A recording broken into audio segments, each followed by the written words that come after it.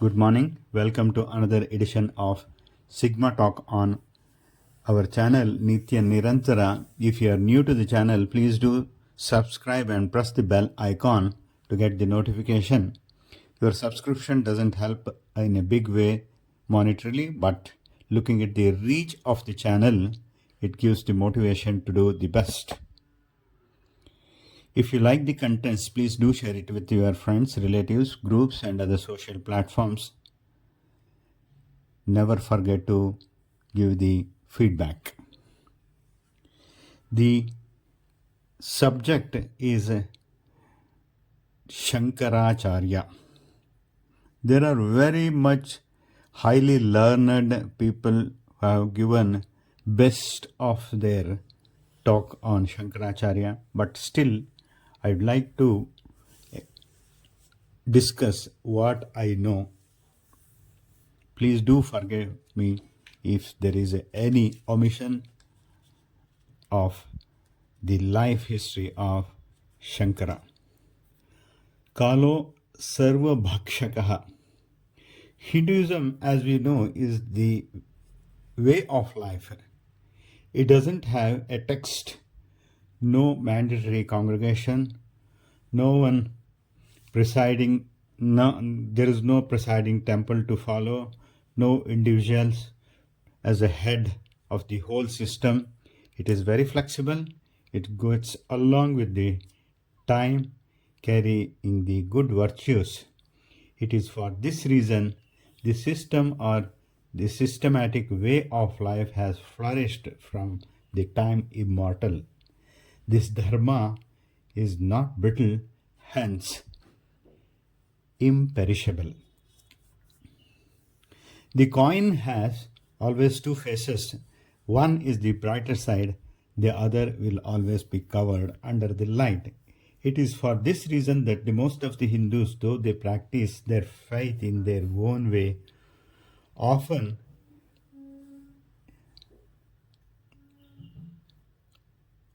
are ignorant about the philosophical foundation of their religion.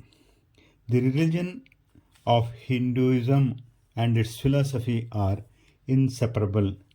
The people should understand this and spend time in knowing the philosophy, else the religion, Hindu religion, will become a place of practicing the rituals without knowing a damn thing.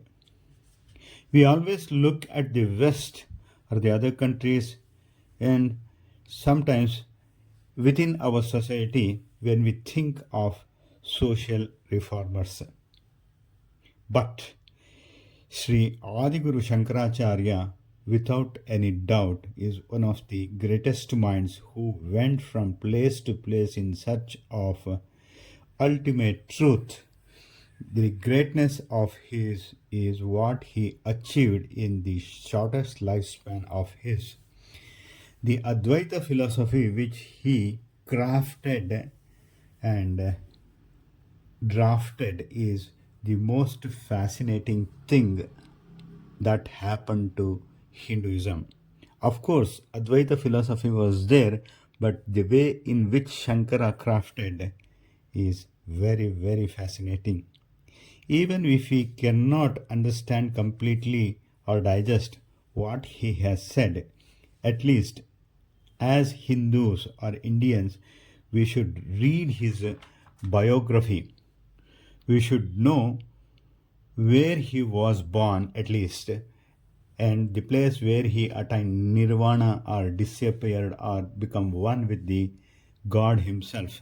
The places where all he visited. It is more difficult to digest that he visited such places on foot, where even today with technology we cannot reach because of inhospitable weather condition, even with good clothing, food, medicine. Let us not talk about the timeline on Shankaracharya. Even then, the place Kaladi where he was born, a village, is being swallowed by the urbanization devotees, and everybody. It is here Shankaracharya, who changed the course of Hinduism, took the philosophy, metaphysics to a new level of thinking. He was born since there was nobody has since his birth or since then nobody has guts or wisdom to question or equal what he has preached. Purna river where he was born is now called Periyar. In Malayalam, Periyar means full only. Only the name, Sanskrit name has changed, but nothing else. Modern history puts Shankaracharya in 788 AD, while Dwaraka, Kanchi, Puri, Matha puts it roughly 1200 years before, that is 500 before Christ era. It is not sure, but Sringeri Mutt puts it in the bracket of 48 years before Christ, but the records, what has been published, says otherwise.